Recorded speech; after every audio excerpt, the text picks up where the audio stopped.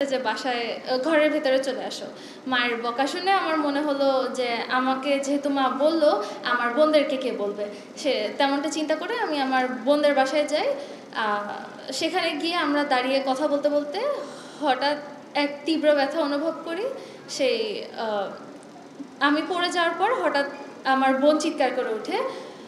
বোধ ফেরত আসার পর দেখলাম যে আমি আর আমার বোনের রক্তে ঘর একাকার।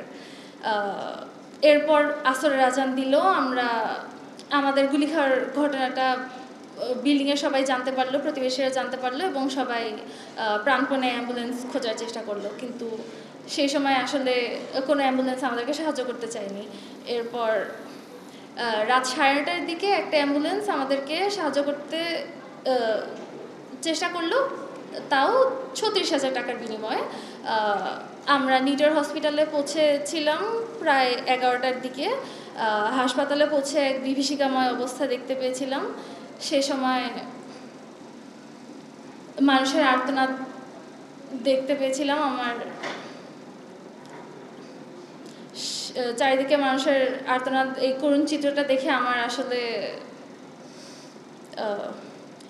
চোখের সামনে যে চিত্রটা উপস্থাপিত হয়েছিল সেটা দেখে আমি বিশ্বাস করতে পারিনি আর কি। এরপর থেকে আমার হসপিটালে কাটানো এক যন্ত্রণাময় জীবন শুরু হলো। এভাবেই একদিন শুনতে পেলাম যে 36শে জুলাই আসলো, বহুল কাঙ্ক্ষিত সেই দিনটি আসলো, কিন্তু দেশে সবার মুক্তি হয়েছিল, কিন্তু আমার তখনও মুক্তি হয়নি। আমি তখনও বিছানাবন্দি একটা জীবন কাটাচ্ছিলাম।